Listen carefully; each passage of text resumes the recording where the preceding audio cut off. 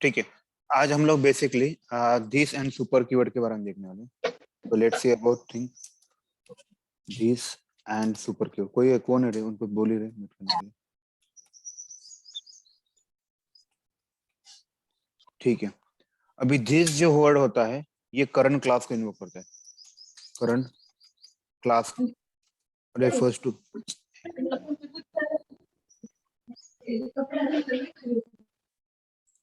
This जो होता है और current class refers to current class. ठीक है, और जो सुपर जो होता है रेफर्स टू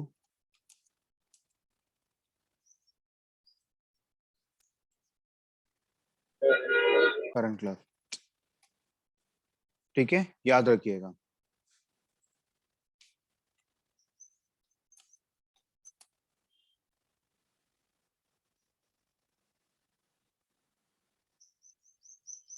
ओके, इसके 2-3 पॉइंट बोल सकता हूँ। It is used to invoke, और ऐसे बहुत से यूज्ड टू इन्वोक और इनिशिएट करंट क्लास कंस्ट्रक्टर। ठीक है, उसके बाद ऐसे बोल सकते हैं used to invoke, used to return current. ठीक है, मैं आपको सारी चीजें बताऊंगा जब व्यू में। ओके, हम लोग सी को पहले इसके रिप्रेजेंट करते हैं। ये लगेगा मेरे को।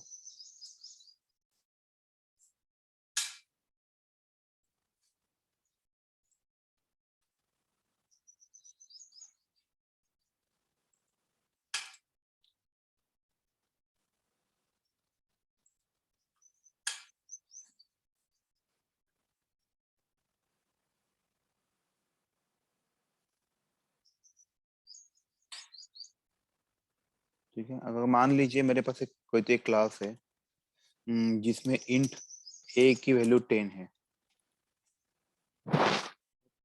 उसमें इंट ए की वैल्यू 10 है। ऐसे कर सकते हैं, एक स्टैटिक वैल्यू लेते हैं, स्टैटिक बी इक्वल टू 20 लेते हैं। Static int b equal to 20 लेते हैं। अभी मुझे क्या करना है, देखो जैसे अभी मैंने क्या बताया आपको 2 मिनट पहले, दिस जो होता है ये करंट क्लास जो है, ये जो ए कीवर्ड है, सॉरी ए जो वेरिएबल है, ये कौन से क्लास में, बी क्लास में। अगर मुझे इसको रिप्रेजेंट करना है तो मैं ऐसे करूँ दिस डॉट ए 20 ऐसे करूंगा। राइट, समझ में आया मैं क्या बोल रहा हूँ? तो इससे क्या होगा, जैसे नॉर्मल अगर मैं यहाँ पे कुछ नहीं लिखा तो यहाँ पे मैं ए लिखता, ये भी चलेगा। लेकिन यहाँ पे प्रॉब्लम क्या होता है पता है क्या, ए की वैल्यू 20 है, राइट, लेकिन हमें इसको इस वे से लिखना है this dot a equal to 20। तो ये क्यों करते हैं, इसके पीछे का लॉजिक ऐसे होता है, मान लीजिए इसके अंदर कोई तो एक आध दो मेथड भी होगा।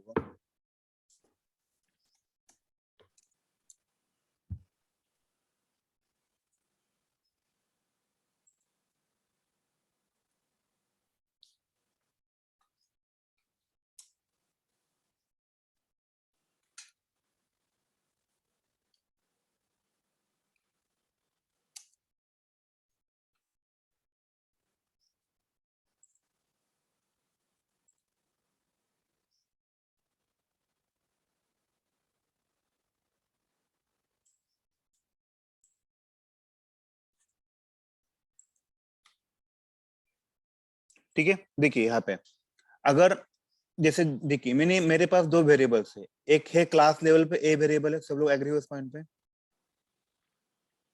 और एक मेथड लेवल पे एक वेरिएबल है, वो भी ए ही वेरिएबल है। लेकिन मैं जब दिस डॉट ए करता हूं तो यहाँ पे देखिए इसका कलर और इसका कलर सेम है।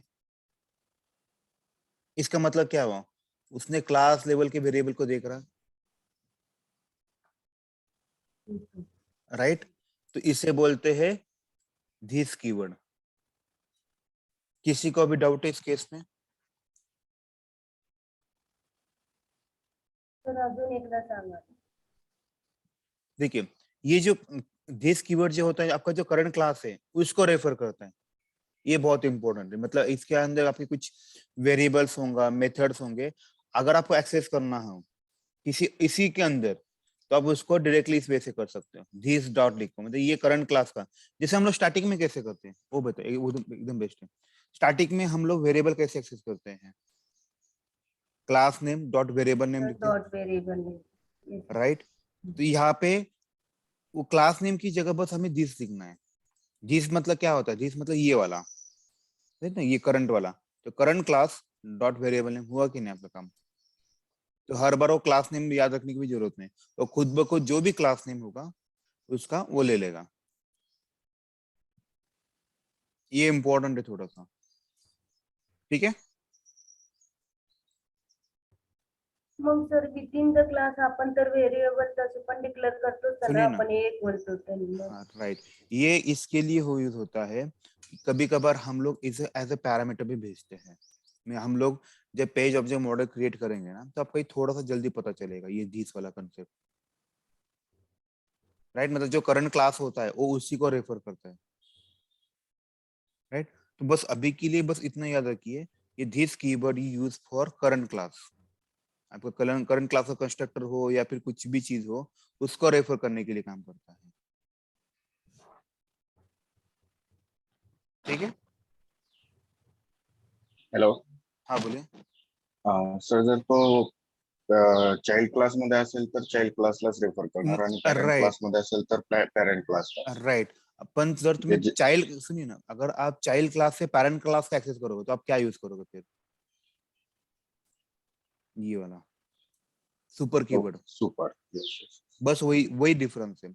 मतलब दिस जो है आपका चाइल्ड क्लास के, सॉरी, दिस जो है करंट क्लास के लिए यूज होता है और सुपर जो है पेरेंट क्लास के लिए यूज होता है। जैसे एग्जांपल मैं देता हूँ अभी इमीडिएटली। मान लीजिए मेरे पास क्लास सी है,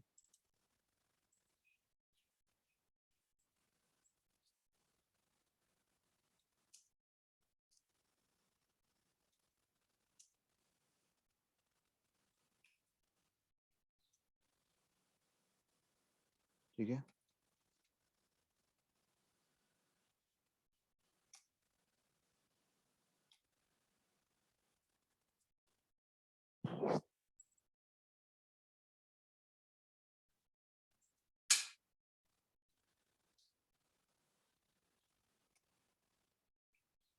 दिस सुपर डॉट ए लिखना पड़ेगा, मुझे इसके अंदर एक मेथड फिक्स करूंगा।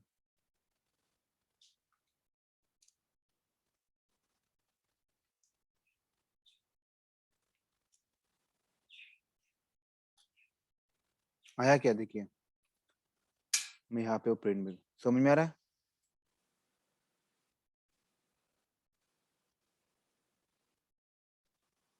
Hello, yes sir. यहाँ पे तो देखिए ना, यहाँ पे तो मैंने कोई वेरिएबल मैंने डिक्लेयर किया है, फिर भी ये सुपर क्लास से एक्सेस कर पा रहा है। ये इसे बोलते हैं सुपर कीवर्ड।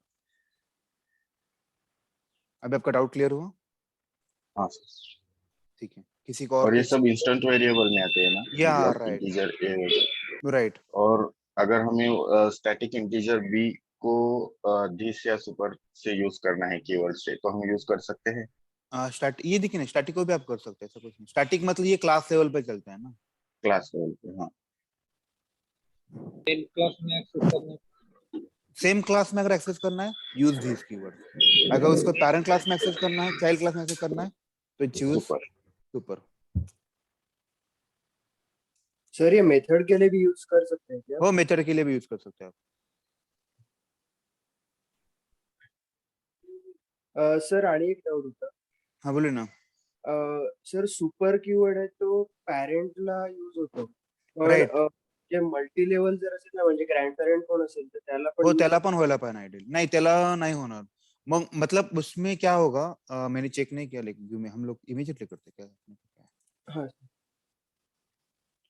तो अपना वेरिएबल को पूरा पूरा कॉल होना चाहिए आइडियली, जो जिस वजह से हम लोग चलते हैं ना, उससे होना चाहिए, हुआ कि नहीं देखिए। मेरा जो ए जो वेरिएबल है वो कहाँ पे है, ग्रैंड पेरेंट में, राइट। हाँ हाँ तो यहाँ पे हो रहा है ना, देखिए ना। आइडियली जिस वे से चलता है इनहेरिटेंस उसके हिसाब से तो होना चाहिए, राइट, मैंने बताया। Yes Yes, sir. ठीक है, गुड क्वेश्चन। अभी किसी का डाउट है दिस और सुपर के बारे में भी बताइए। नहीं sir. सुपर ज्यादा हम लोग यूज नहीं करते, मतलब बहुत कम यूज होता है। बस इंटरव्यू का फेवरेट क्वेश्चन है थोड़ा सा कि सुपर कीवर्ड क्या होता है, क्यों पूछा जाता है। Okay, it depends to parent class, it requires inheritance concept.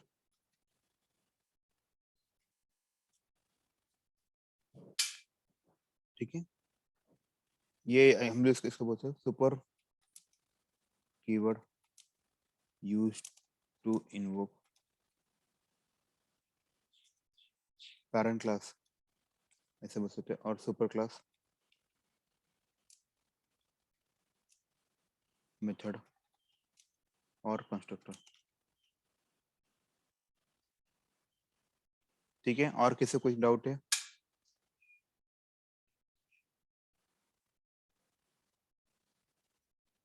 All set है? हाँ सर। ठीक है, उसके बाद आता है कल हम लोग बात कर रहे थे, राइट, थ्रो एंड थ्रोज। और ये भी पूछते हैं आज का, ये वाला क्वेश्चन पूछते हैं एक्चुअली, ये थ्रोएबल, इनके बीच का डिफरेंस कितना है।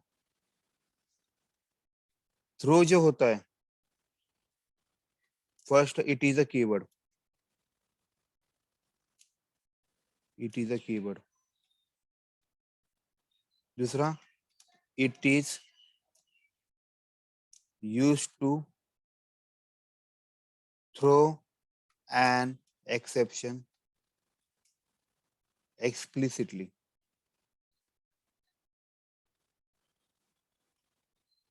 ठीक है, ये एक वाला हुआ। Okay,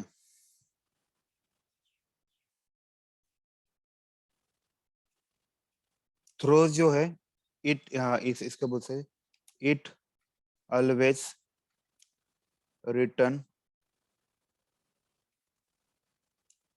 it always return inside a method. Throws जो होता है, it is a keyword, it in is it is used to indicate, हाँ क्या कर सकते हैं, it is used to indicate, it may throw an exception, right. हम लोगों ने ये कब यूज किया था, इट इज यूज फॉर, किसके लिए यूज होता है, चेक्ड एक्सेप्शन, याद है। चेक्ड एक्सेप्शन करते ऑटोमेटिकली थ्रोज कीवर्ड आ जाता है, सब लोग मानते हो इस पॉइंट पे, कंपाइल टाइम। कंपाइल टाइम पे, राइट।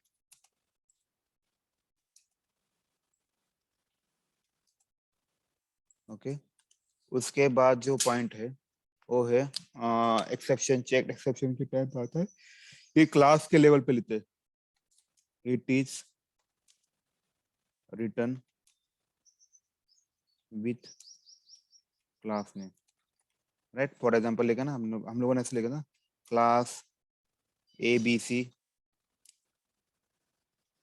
थ्रोज, जो भी एक्सेप्शन है, IO exception, right, IO exception, SQL exception, right, हम लोगों ने ऐसे लिखा था, राइट। समझ में आ रहा है, इसका मतलब क्या होता है, ये थ्रोज क्या बता रहा है कि भाई तुम्हारे प्रोग्राम में आईओ एक्सेप्शन या फिर एसक्यूएल एक्सेप्शन आ सकते हैं, प्लीज इसको हैंडल कीजिए, ये उसका मीनिंग हुआ। समझ में? Hello, Yes, sir. ठीक है।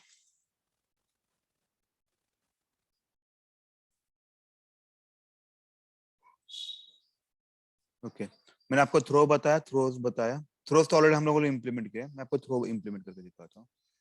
तो थ्रो में क्या होता है, हम लोग एक्सप्लिसिटली बताते हैं कि एक्सेप्शन आने वाला है। जैसे कि इस केस में हम लोग बताएंगे एस वाई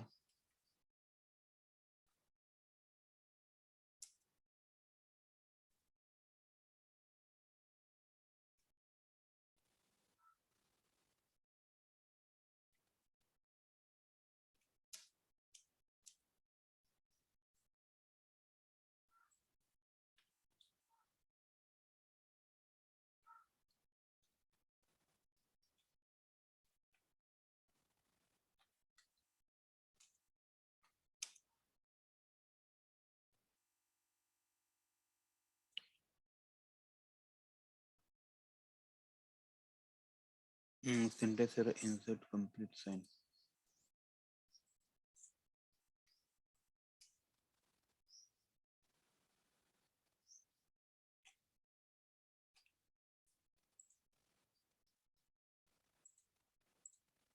आया क्या, देखिए जैसे कि फॉर एग्जांपल इस केस में देखिए यहाँ पे एज की लिमिट क्या है, ए की वैल्यू क्या है 10 है, और बताइए कंडीशन ट्रू हो रही है फॉल्स हो रही है, कंडीशन फॉल्स। फॉल्स हो रही है, तो इसके अंदर जाएगा कि ये नहीं नहीं जाएगा, बराबर है। तो ये प्रॉपर रन हो रहा है, उसने कोई एक्सेप्शन थ्रो किया क्या, देखिए बराबर हाई लिखता हूँ और यहाँ पे बाय लिखता हूँ। ओके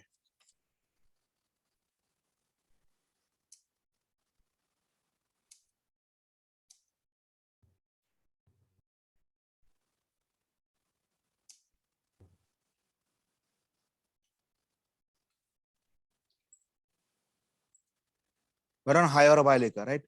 लेकिन यहाँ पे मैं 20 करता हूँ ना, बताइए क्या होगा, 20 करने के बाद क्या हुआ, यहाँ कंडीशन पे आपका एज लिमिट बढ़ गया, तो ये कंडीशन ट्रू हुआ, तो कंडीशन ट्रू तो यहाँ पे आया, यहाँ पे देखा अभी एक्सप्लिसिटली हम लोग एक्सेप्शन थ्रो कर रहे हैं, देखिए आया क्या, एक्सेप्शन थ्रेड आयो, एक्सेप्शन आया कि नहीं है। तो कभी कभी ऐसा सीनियर आता है कि आपको बताना पड़ता है एक्सप्लिसिटली कि यहाँ पे एक्सेप्शन थ्रो करना है एक्सप्लिसिटली। एक्सप्लिसिटली म्हणजे काय होतं? एक्सप्लिसिटली मतलब बताना है, थ्रो करना ही है। मतलब मान लीजिए अगर किसी छोटे बच्चे ने कुछ गलती की, तो आप उसको डांटोगे या नहीं डांटोगे, तो आपको डांटना पड़ेगा, राइट, तभी वो सुधर जाएगा। तो आप एक्सप्लिसिटली उसको डांटोगे, मतलब एक्सप्लिसिटली मतलब एट एनी कास्ट आपको वो काम करना ही है, इसे बोलते हैं एक्सप्लिसिट, राइट। समझ में आ रहा है मैं क्या बोल रहा हूँ, Yes, sir. ये बहुत इंपॉर्टेंट, कभी आप ऑटोमेशन के लिए इतना इंपॉर्टेंट नहीं है, लेकिन इंटरव्यू में पूछते हैं, इसलिए हमें करना ही है, ठीक है। और किसी को कुछ डाउट है? सर हम्म थ्रोज आपण आर्ग्युमेंट मध्ये लिहितो ना, हा एक काय इथे झालं ना क्लास लेवलच्या लाईनला, मग थ्रो पण आर्ग्युमेंट मध्ये लिहू शकतो का? नाही लिहू शकत हे इथं। ओके. एक मिनिट मी इथे एक चूक केली, एक second give me second only, क्लासच्या आत नाही असं, एक सेकंद ये ऐसा नहीं था, मेथड लेवल पे होता, मैंने एक गलती किया, पब्लिक स्टैटिक वाइड मेन, फिर ये आता है, फिर हम लोग इसको कर्ली ब्रैकेट डालते हैं,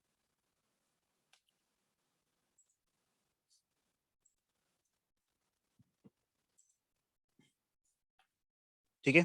अब यहाँ पे डालते हैं, मेरा गलती होता, ठीक है। अभी किसी को डाउट है इस केस में थ्रो और थ्रोज के बारे में? No sir. ठीक, अपने लिए इतना इम्पोर्टेंट नहीं, ओके। अभी अपना ये वाला तो पार्ट खत्म हुआ जावा का, अभी किसी को कुछ डाउट है तो बताइए, हम लोग डिस्कस करते हैं। अपना ऑलमोस्ट जावा खत्म हुआ है, हम लोग कल से सिलिम चालू करेंगे, ठीक है। इंटरव्यू में मैंने जितने अभी पॉइंट बताया उतने हमें करना है, ठीक है। अभी मैं आपको थोड़े टॉपिक्स लूंगा वो रिटर्निंग स्टेटमेंट के ऊपर, ये बहुत इंपॉर्टेंट है, क्योंकि कैसे होता है जब भी कभी हम लोग प्रोग्रामिंग करेंगे वो मॉड्यूलर प्रोग्रामिंग होना चाहिए। मॉड्यूलर प्रोग्रामिंग मतलब समझ में आता है क्या होता है, तो म्यूट कीजिए। मॉड्यूलर प्रोग्रामिंग मतलब अलग अलग फाइल में लिखना, सारा कोड एक ही फाइल में नहीं लिखना, अलग अलग फाइल में लिखना है।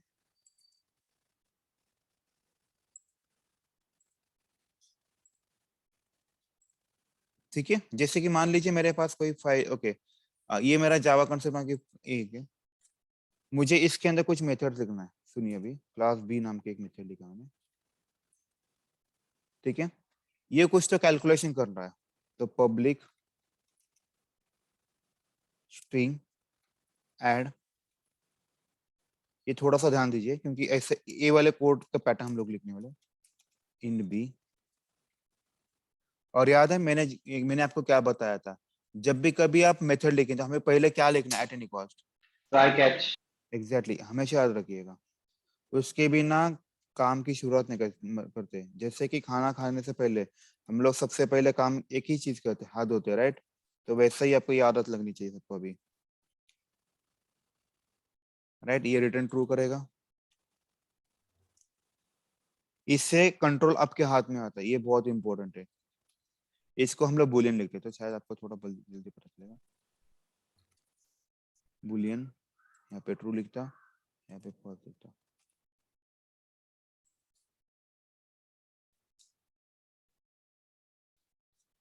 राइट? जैसे कि इसका यहाँ पे लिखता मैं in C equal to A plus B, right? S Y, okay,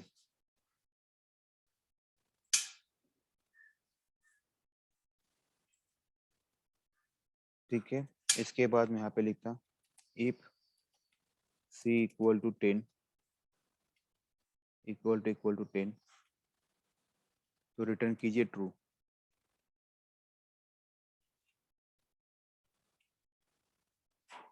else return कीजिए फॉल्स।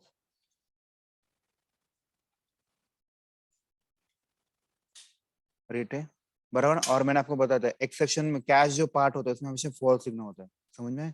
क्योंकि आपका कैलकुलेशन बराबर ही हुआ नहीं, बराबर है। तो यहाँ पे इसकी जगह मैं क्या करता, मैं यहाँ पे डिवाइड करता, बेटर रहेगा, क्योंकि एक आध दो पॉइंट ऐसे आएंगे जो मैं आपको डिवीजन वाला दूंगा एक्सेप्शन थ्रो करने में। ठीक है, किसी का भी डाउट इस केस में? यहाँ पे मैं आपके लिए यहाँ पे ये भी लिखा इन प्रिंट स्टैक ट्रेस करके, इसको कंट्रोल ए कीजिए, कंट्रोल आई कीजिए, तो अलाइनमेंट प्रॉपर्ली हो जाता है। ठीक है, अभी हम लोग, अभी आप मुझे बताइए, मुझे ये डिवीजन नाम का मेथड एक्सेस करना है, तो मुझे क्या करना पड़ेगा? How can access? Hello hello, super से। सुपर कैसे? हम लोग कैसे करते हैं मेथड एक्सेस, कैसे करते हैं? उसका object sir. Object right, create करो एग्जैक्टली, सर। पहले हम ऑब्जेक्ट क्रिएट करना है, ऑब्जेक्ट चलो, एग्जैक्टली, पहले हम ऑब्जेक्ट क्रिएट करते हैं, b small b equal to new capital b, so b dot due, इसके अंदर पैरामीटर डाल देते हैं। चलो अभी मैं क्या करता है, पहले 20 कॉमा 5 लिखता, ओके। इसकी वैल्यू में किसी और एक का दो वेरिएबल में लिख लेते, इंट ई इक्वल टू, ई नहीं सॉरी, इंट नहीं, ये बूलियन लिखना पड़ेगा, बूलियन ई इक्वल टू, ये ट्रू रहेगा, सॉरी एस ओ ये लिखते हैं, राइट? वैसे हम लोग और एक आध दो मेथड लिखते हैं, ठीक है, अभी के लिए इतना ही, ठीक है। सुनिएगा अभी मेरी बात, अब मैं इसको डिबग करने जा रहा हूँ। तो देखिए उसने ऑब्जेक्ट बना लिया, यहाँ पे अभी यहाँ पे मैं कौन सा बटन दबाऊंगा तब जाके ये इसके अंदर जाएगा? F5 दबाओगे। अगर F6 दबाओगे तो क्या होता है पता है, ये पूरी की पूरी मेथड एग्जीक्यूट हो जाएगी, राइट? इसको ये सिंगल लाइन कंसीडर करता है। तो इसीलिए जब भी कभी आपको डिबग करना हो और उस मेथड के अंदर जाना हो, बेस्ट वे क्या है, प्रेस F5। तो मैं F5 दबा रहा हूँ, तो यहाँ पे आया। अभी जैसे ए की वैल्यू 20 आएगी, बी की वैल्यू 5 आएगी, सब लोग मानते हैं उस पॉइंट पे, ये वाला पैरामीटर इधर आया, ठीक है। तो उसने सी के क्या आया, सी में क्या आया, 20 डिवाइडेड 5, 4 आया। तो आप मुझे बताइए यहाँ पे 4 वैल्यू है क्या, कंडीशन ट्रू होगा फॉल्स होगा? तो इसने रिटर्न फॉल्स किया, उसकी जो भी वैल्यू है यहाँ पे आ जाएगी और हम लोग यहाँ पे लिखे, तो इसकी वैल्यू देखिए फॉल्स ही आएगा कि नहीं, आएगा फॉल्स, राइट? ये समझ में, ये फ्लो बहुत इंपॉर्टेंट, हम लोग सारे फ्लो ऐसे ही करते हैं। ऑटोमेशन में। तो इसीलिए जो भी कुछ आपको कुछ भी टास्क लिखना हो, जैसे अरे फॉर एग्जांपल इसकी जगह मैं अभी लॉगिन का लिखता हूँ, इमेजिन कीजिए ये मेरा यूजर नेम है, ये मेरा पासवर्ड है, राइट। हम लोग यहाँ पे क्या लिखते हैं, ऐसा होगा ना, लॉन्च यूआरएल। Yes sir. फिर उसके बाद क्या करते हैं, एंटर यूजर नेम,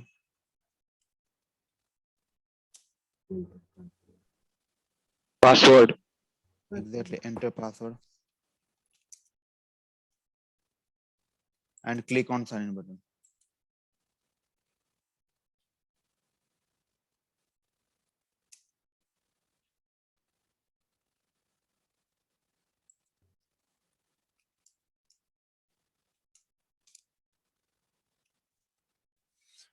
राइट। अभी हम लोग जैसे इसके ऊपर क्लिक करेंगे, मान लीजिए आपका लॉगिन सक्सेसफुल नहीं हुआ, ठीक है, लॉगिन सक्सेसफुल नहीं हुआ, इसलिए मैं क्या करता हूँ यहाँ पे इसकी वैल्यू थोड़ा चेंज करता हूँ, क्योंकि यहाँ पे ऐसा पॉसिबल नहीं है, शायद बाद में हम लोग देखेंगे कैसे करना है क्या करना है। मान लीजिए लॉगिन सक्सेसफुल नहीं हुआ, मैंने इसकी इसकी वैल्यू क्या रखे, c इक्वल टू 20 रखा, तो मैं यहाँ पे रिटर्न क्या करूंगा, तो हुआ कि नहीं, रिटर्न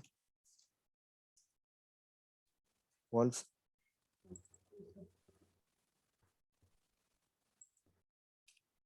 एल्स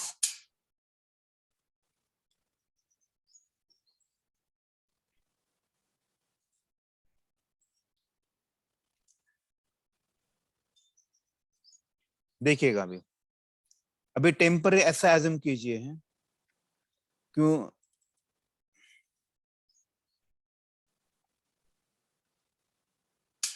इसकी स्ट्रिंग देता हूं।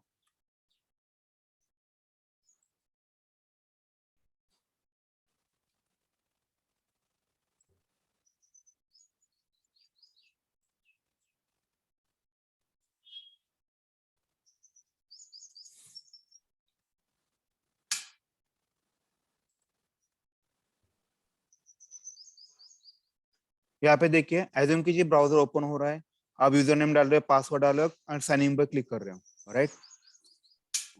ओके, अभी कैसे हुआ पता है क्या, आपने करेक्ट यूजर नेम डाला है, करेक्ट पासवर्ड डाला है, राइट, फिर भी आपका साइन इन नहीं हो रहा, तो ये कंडीशन क्या, टेस्ट केस क्या होना चाहिए, कंडीशन क्या होना चाहिए, फेल करके मार्क होना चाहिए। सब लोग मानते हो इस पॉइंट पे, कोई तो म्यूट करेगा प्लीज यार, आई रिक्वेस्ट यार,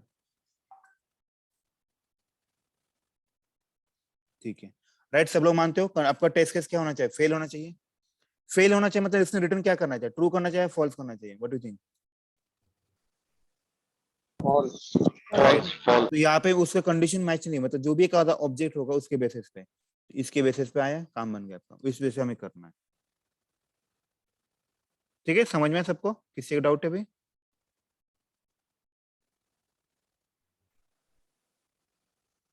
हेलो,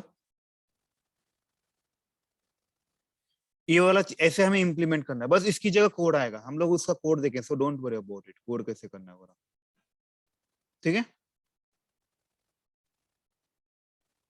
हेलो, ठीक है सर.